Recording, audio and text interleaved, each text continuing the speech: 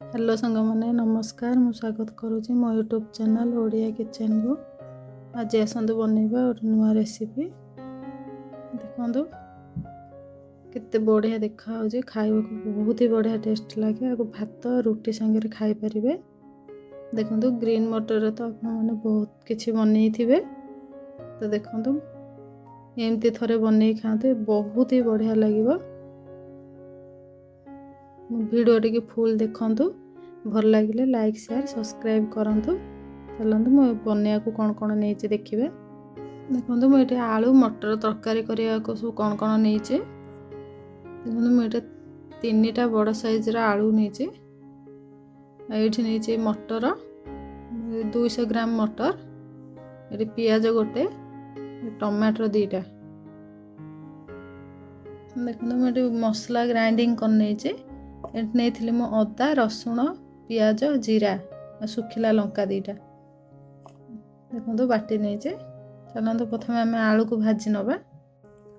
देखो मुझे तेल गरम कर नहीं आम आलू को भाजी नवा।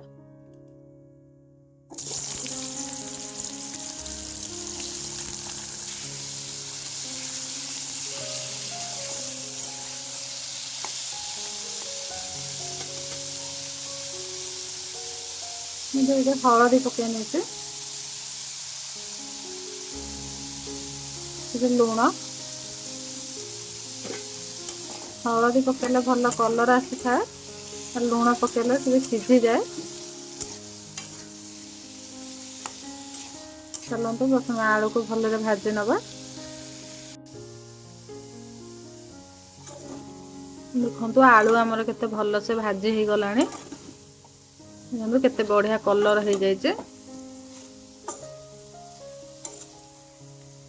आम आलू को बाहर कर नवा। देखो से कड़ाई मुझे तेल पकई नहीं तेल आमर गरम हो गला किसी फुटण पकई नवा।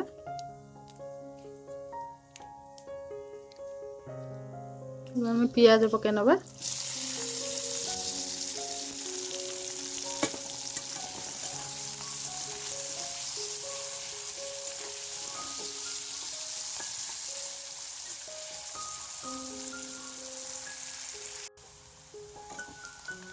देखो पियाज आमर ये हो गला आम अल्प लंका गुंड पकेबा।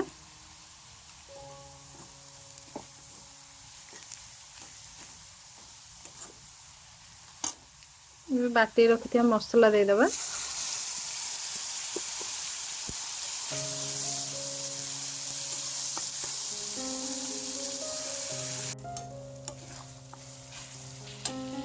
देखो मसला आम रेडी हो आसला हलदी गुंड देदेवी स्वाद अनुसार लुण जेहेतु आलू आम लुण पकई तो लुण देखिए पकेबा। मसला केते बढ़िया देखा जाउची। आम कटा टमाटर पकई नवा।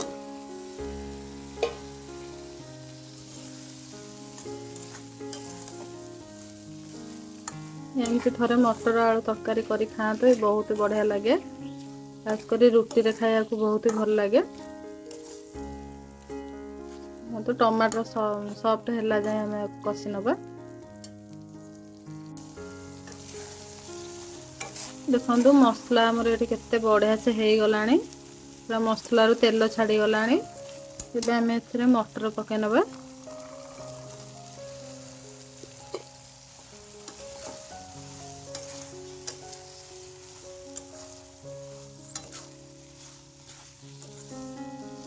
भाजी रखते आलू को भी पकई नवा।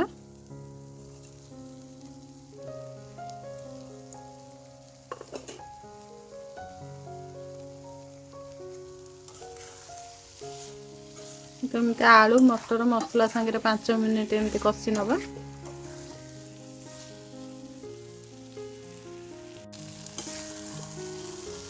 तो आलू मटर आम भल से कषि हो गला देखिपे केते बहुत बढ़िया देखा जाउची। अलग गुंड मसला किसी भी यूज करनी बहुत ही बढ़िया बास्ना भी होची। ଏବେ ଆମେ ଏଥିରେ ପାଣି ଦେଇଦେବା।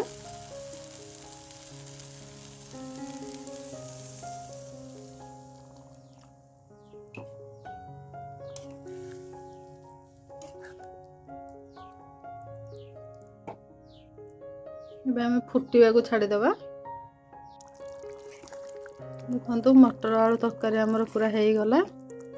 ଦେଖନ୍ତୁ କେତେ ବଢ଼ିଆ ଦେଖାଯାଉଛି। ଏମିତି ଥରେ ନିଶ୍ଚିନ୍ତ ଘରେ ଟ୍ରାଏ କରନ୍ତୁ। ଯଦି ଆପଣମାନଙ୍କୁ ମୋ ଭିଡ଼ିଓଟି ଭଲ ଲାଗିଛି ତାହେଲେ ଲାଇକ୍ ସେୟାର ସବସ୍କ୍ରାଇବ୍ କରନ୍ତୁ।